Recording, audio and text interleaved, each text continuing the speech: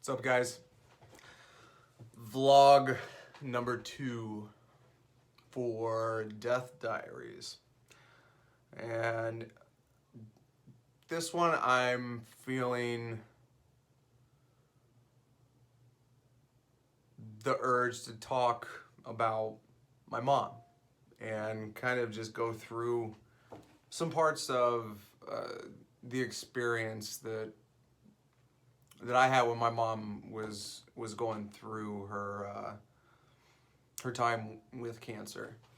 And I guess I'll start at when we found out.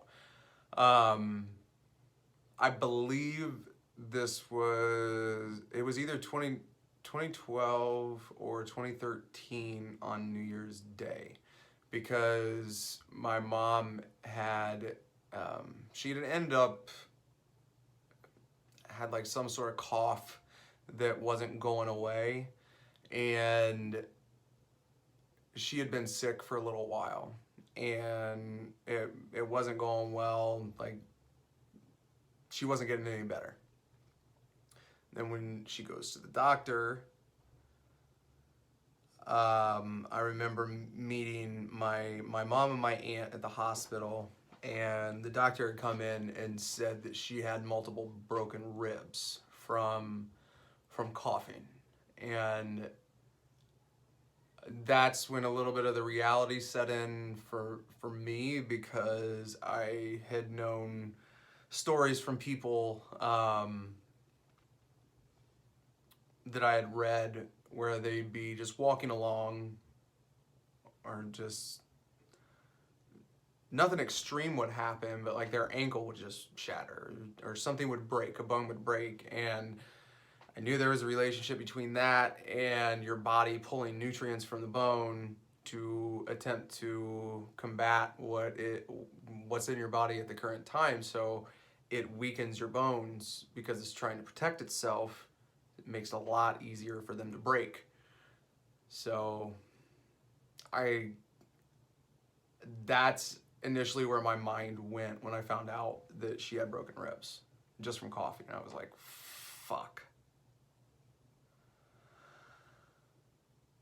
Yeah, just waiting to hear the inevitable news that she was diagnosed with multiple myeloma. Now, the part that I didn't like at all after this happened was there wasn't much discussion around anything but trying to wheel her into a room to have a bone marrow transplant, like, right away. You know, they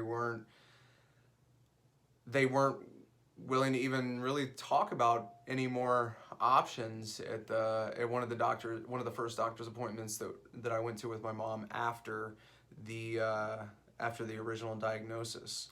It was almost like they have the protocol. It's like, oh, you're diagnosed, we're going to wheel you right in to start treatment right away.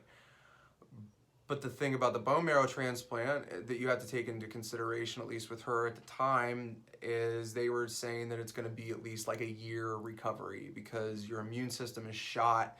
You have to relearn how to move a little bit sometimes, because you're bedridden for a little while, and quality of life is really going to go down. So it's a lot to take in. It's a lot to consider when you don't know if it's going to work or not, because it's not guaranteed.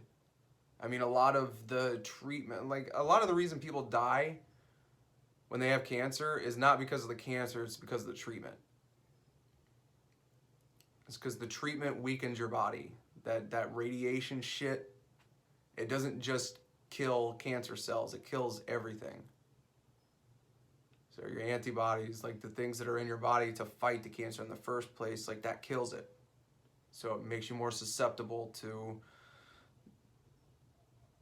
disease. Makes you more susceptible to, a common cold could be fatal. So then it's like right after that, my mom, thankfully, because we had talked about it. She didn't want to go that route, and I'm glad she didn't. I think it would have sucked. Um, I don't think she would have been able to experience some of the things that she experienced, like some of the vacations that she took afterwards, because she's in a place where she has a timetable now, so it's like I need to get living. So it was amazing seeing her take some vacations that she deserved. Um,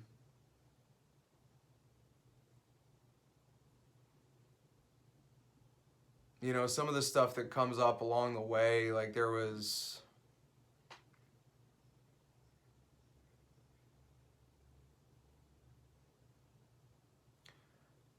they had done like I think a biopsy, I think that's the right word, but they had taken like a little bone sample from her hip for something because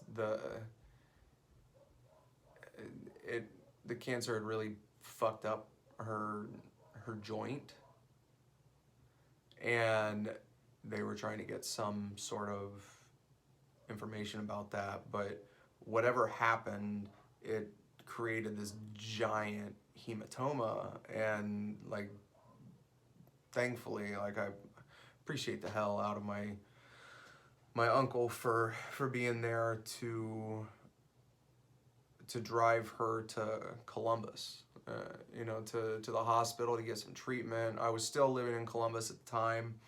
I remember meeting my aunt and uncle, and just it sucks seeing people in pain, and she was in a lot of pain for this. Um,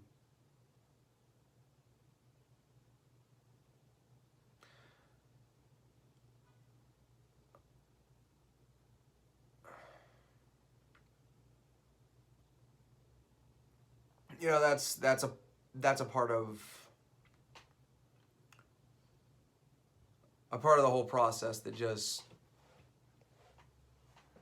it's shitty, because we don't want to see people that we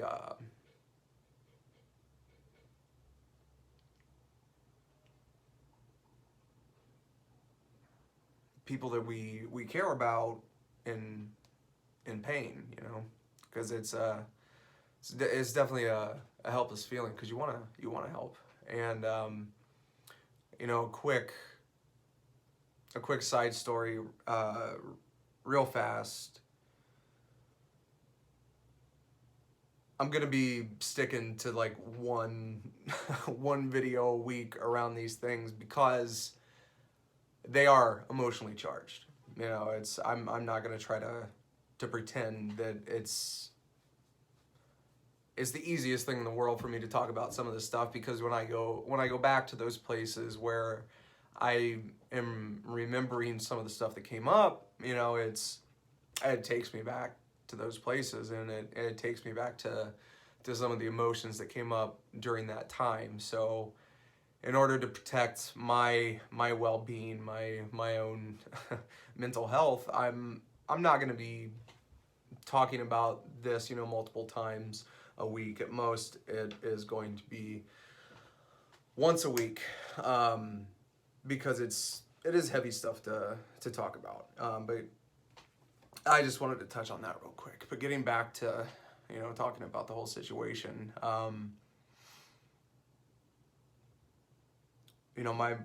my mom was living in my hometown still, Marion, Ohio, and I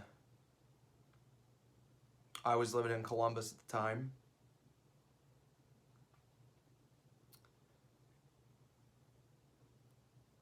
And the support system for somebody who's going through cancer is crucial, man. I mean, I am forever grateful for the friends and the family members that really helped when I was when I wasn't living in the same town. You know, and that just set off an idea, or not an idea, but it made me think of something. Growing up, my mom and I butted heads quite a bit.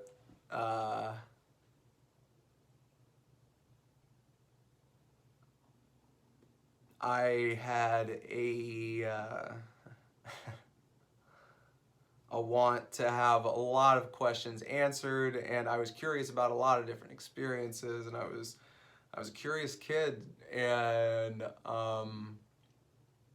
that led to me being a kid, getting into some trouble here and there. And because my mom was pretty much, after her and my dad split when I was in grade school, you know, she was raising me by herself, had to go back and get a job. So I know it was stressful for her. And I see that now. But at the time, I was annoyed as shit. You know, we bumped heads quite a bit. We have very different personalities, and I mistook her love for just being the most overbearing person in the world, just smothering, and it caused some interesting fights, yeah, some interesting situations between the both of us.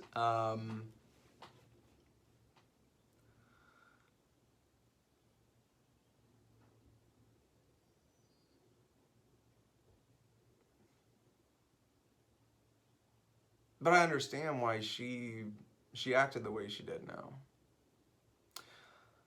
That's the thing about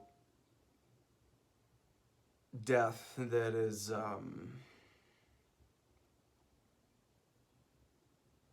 it's tough to deal with. Mm.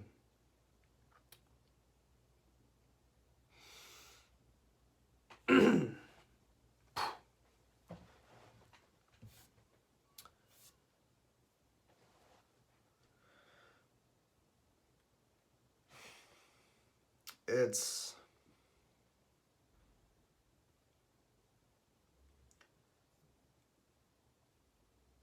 it's realizing things after the person's gone that you didn't realize when they were around, you know.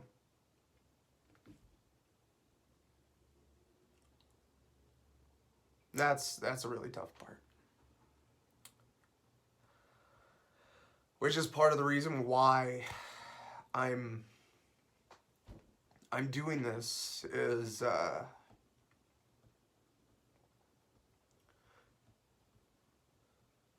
because if you want to talk with somebody who's here now and get to know them better, understand them better, it's just do it. You should do it.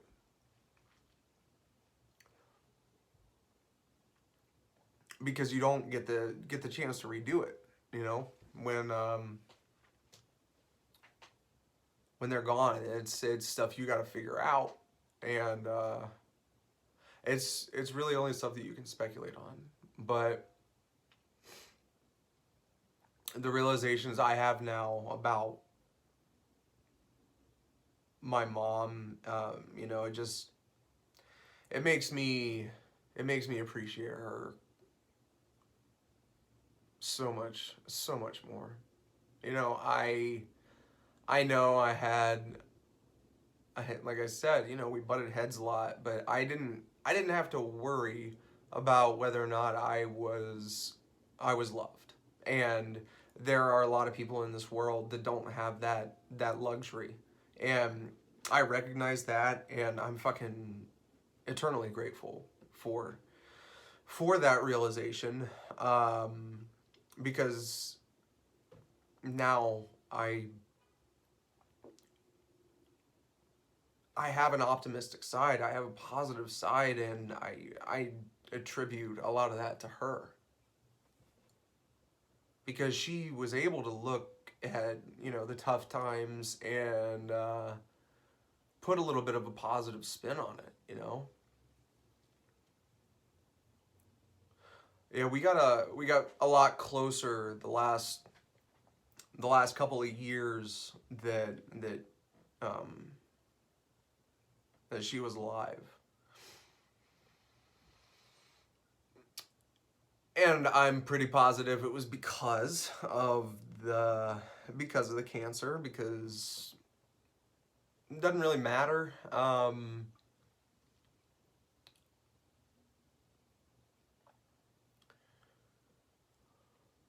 All the all the bullshit that you don't talk about because you are are either annoyed or worried about something that somebody's going to say or believe or something like that. A lot of that bullshit goes out the door when you know, when you really really really understand that you have some limited time.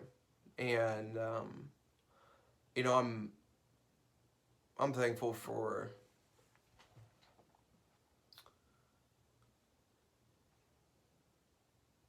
some of the, you know, the final talks that we had. I, you know, I've talked about it before, but she got to listen to my podcast, you know, a couple for a little over a month, you know, before she passed, because I started my podcast in October of 2017 and she passed in December. And she got to hear me be me. You know, she got to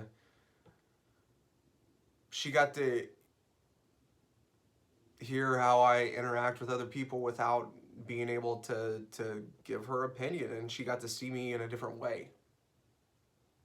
And that in turn opened up, I think, her curiosity about me, and our interactions there towards the end were great.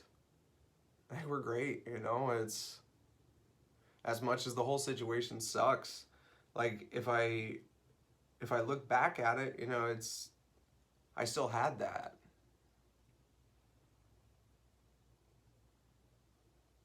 And, you know, I know I'm getting emotional and whatnot right now, but I'm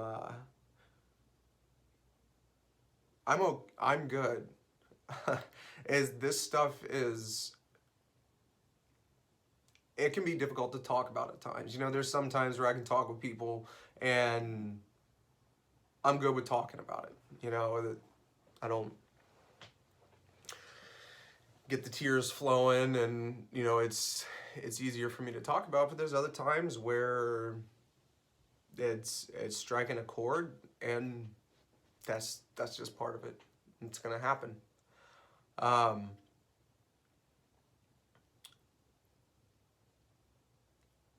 you know, I do understand the importance of just being there for people on a little bit different level because of her. Uh, this would have been 2017. We were talking, and she was asking if I could come back and visit in September. And I didn't really want to. This is when I was already back. This is when I had moved out here to California, living in San Diego, and I was just like, I don't know, I don't want to, like all this and that. And I could hear the disappointment when we got off the phone. You know, it was me being selfish. It was me not looking at the bigger picture at the time.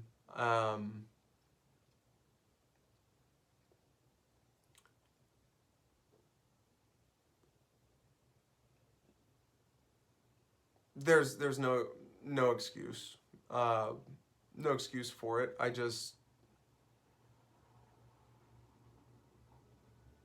didn't have the realizations then that I have now. However, because I did notice how she acted when we got off the phone, like I was just like, okay, like I'm being a bad son right now.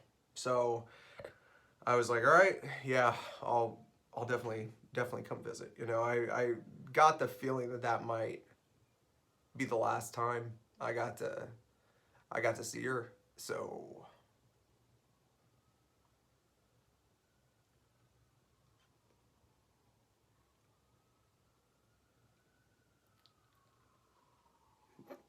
and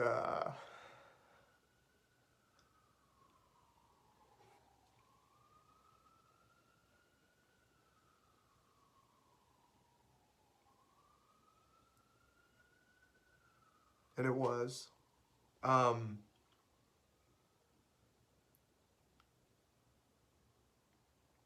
but I would have, man, I would have beat myself up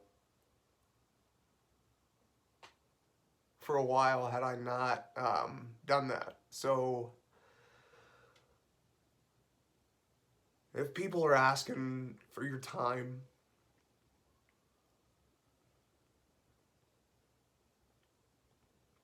if you can, give it to them. It I know it means a lot.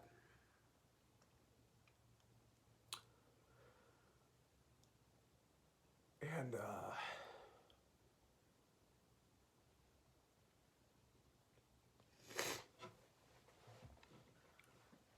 to finish this one, finish this one out.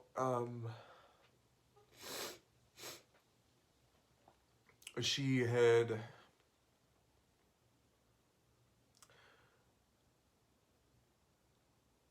this was now December of 2017, and she had just she texted me she wanted to see a video of the ocean, and you know that's the ocean is nostalgic for me because me and my family, we used to go there when I was a kid, and that's why the ocean is my happy place, man. I just every time I get near it, it brings up so many good memories, so many good feelings. That's something else that I feel like I can attribute to her. Um, but yeah, she had texted me and she wanted a video of the ocean, and you know I initially had the thought that popped into my head like, oh, I don't feel like going to the ocean right now, and then quickly after that was go to the ocean and send a fucking video to your mom. That's all she's asking for. Because I definitely got the feeling then that it wasn't going to be much longer. Um,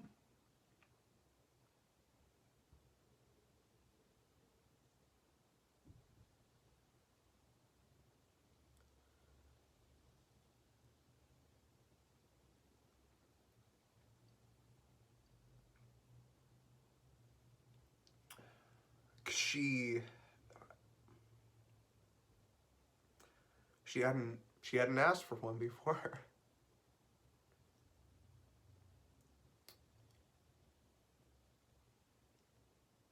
And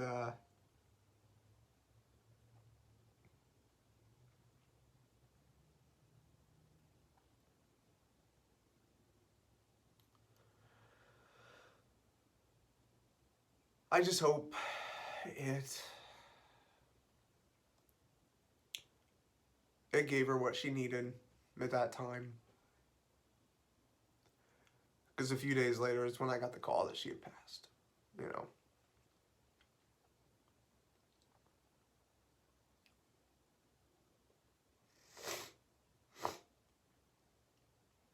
And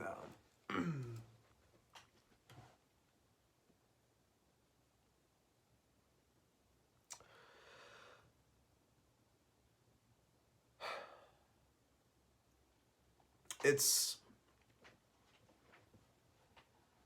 interesting what your intuition can do uh, when you listen to it. Hey, I'm gonna add the video that I sent to my mom to the end of this when I post it. Um,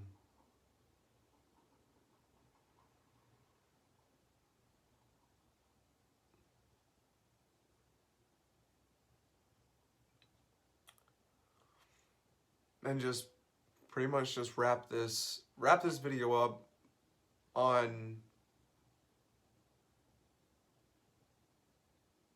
a positive note. I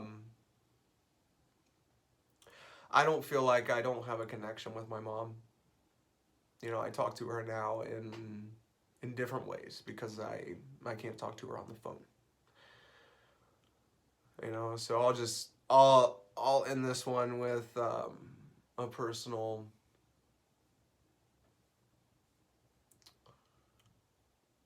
experience I have with my mom after she had passed. And I was sitting out on my deck, just being with my thoughts, and I just got this overwhelming presence, this feeling of my mom, and I got this thought in my head that was just like, look up. And I looked up in the sky, and it was at night. The moon lightened some stuff up. I could still see some of the clouds, and there was like a a smiley face in the clouds. And then I kind of like chuckled a little bit because I was like, okay, all right. And then as soon as that faded away, shooting star came down. It was the only shooting star I've ever seen here where I live. And my mom used to, she used to take me and some of my friends around the neighborhood.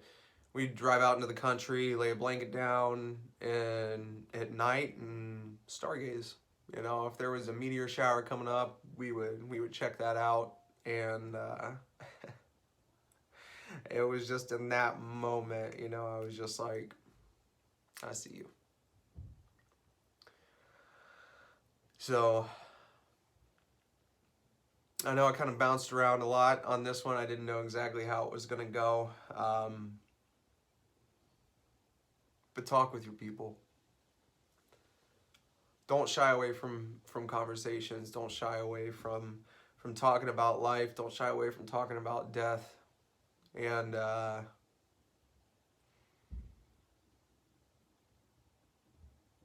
enjoy the beach video at the end of this. And I'll see you guys on the next one. Like my channel, subscribe, share it with somebody that maybe you want to talk with them about this kind of stuff. Maybe they might need it. I don't know.